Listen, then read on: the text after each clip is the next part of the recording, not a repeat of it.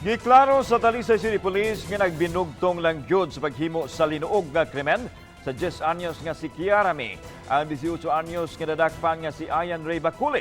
Sukwahi kini siya pamahayag kagahapon sa usa ka interview sa radio station nga na siya laing tulo ka mga kauban. Ang detalye sa live report ni Femari Dumabok. Fem. Yes, Alan, ang tulo ka mga pangalan nga giyagyag sa suspetsado ang daling gi-verify sa Talisay City Police. Ang maong tulo ang nakapakita og pagmatuod nga naa sila sa tagsatag sa nila ka mga trabaho ni itong higayuna sukwahi sa pasangil sa suspetsadong si Ayan Ray Baculi. Imbis nga mapasaka na unta gahapon ang kasong murder batok kang Ayan Ray Baculi, human masikop niya itong Miyerkules na Oktaba kini. Human na mahayag sa usa ka radio interview nga doon na siya tulo ka mga kaubanan sa paghimo sa krimen.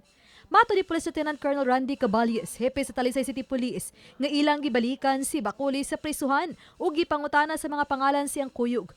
Sa dihang gisubay sa mga pulis ang maong mga personalidad, dali silang ni voluntaryo. Pagtahan silang kaugalingon, inubanan sa ilang mga amo, dala ang mga ebidensya nga nanarbaho sila sa oras nga matud pa apil sila sa nihimo sa krimen. Gikuyog niya diri ang tag-iya sa jeep nga ni barog yun nga anang adlaw ang kining isa ka dimension sa atong suspect is nag-duty ug nag-drive sa isa ka jeep paseroan. Ang tulo nga gitulo naglangkob sa PUJ driver, truck boy ug assistant sa tiglabay ug basura. In one time daw nakasumbagay ni niya kay kining mga tawhanan nga suko aning Baculi kay anotado nga kawatan dito sa ilang area. Biktima ni Baculi. Yes, ma'am. Dugang ni Caballes nga consistent usab ang pito nila ka mga testigo nga si Baculi ang nagbinugto nga miamong-among sa 10 anyos nga bata.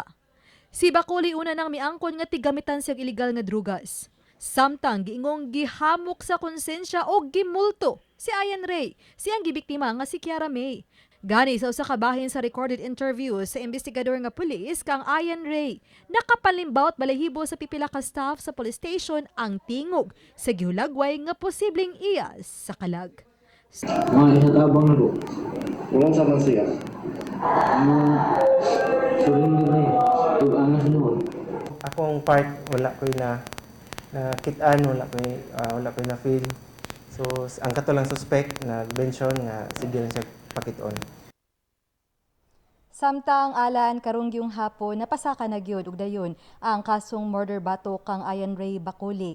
Samtang giklaro usab sa Talisay City Police nga isolated case ang kaso ni Kiara May ug way angay kabalak-an ng mga mulupyo sa bukirang barangay sa Dakbayan sa Talisay. Nga doon na pay kauban ng mga kriminal ang maong suspitsado. Hinuon pay mangno sa Talisay City Police ngadto sa mga ginikanan nga bantayan ang ilang mga anak aron dili mahimong biktima ug dili usab makapamiktima.